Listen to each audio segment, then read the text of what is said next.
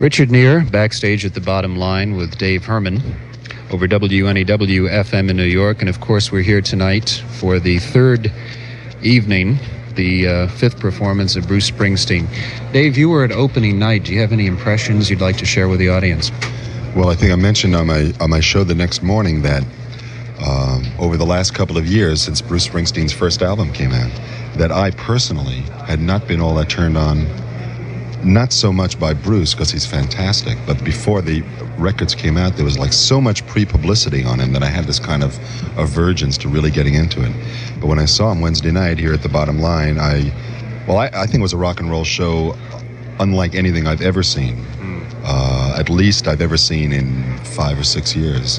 He has the extraordinary power of making rock and roll what it traditionally has been, and making it that again, which a lot of people have been unable to do for a long time. Right. Well, I think in the beginning, comparing him to Dylan, it was another Dylan was a large mistake. That was part of the turn-off. Right. That was part of what turned me off personally, and I think a lot of people. He's nothing like Bob Dylan. And even though the comparison may be true in terms of his effect on music, although at this point we have no way of knowing. Even his physical appearance, there's some truth to. Right. It just is a statement that leaves somebody with a lot to live up to, and no matter how good you are, you really can't.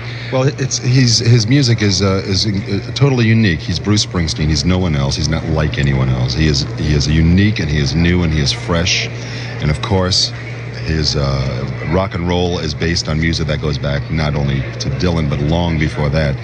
But he is totally unique and totally fresh, and something truly outstanding. And one of his great appeals, too, is his live performing. A lot of people who have seen him say that he cannot properly be captured on record. A lot of other groups, I guess, fall into that category, the Stones and groups like that. But Bruce really has to be seen to be believed. And, of course, we can't bring him to you visually tonight, but we're going to do the next best thing and bring him to you live on the radio. Well, that's kind of what's interesting about doing this broadcast. Wednesday night when I saw him, I knew we would be broadcasting him Friday night. And for a while, I just closed my eyes for about a whole 20-minute segment to try to kind of feel what it's going to be like listening to him at home. And I really think that the magic and the excitement is going to carry through on the air. Okay, Bruce is just passing us now, heading for the stage. So, and I think you heard him. He'll be with us in a very, very short period of time. Bruce's music really, to me anyway, is New York City. Of course, his last album, The Wild, The Innocent, and the E Street Shuffle. The E Street Band. The E Street Band. And they're into their huddle now. Bruce has the ball on the 20-yard line. And we're just about set to go. I want to know that the weigh-in today, I was feeling really good. And I weighed in at a clean 135 pounds, man. And I'm ready to go out there right now. And I think I can take this guy in a few rounds. So I'll check it later, man. Okay.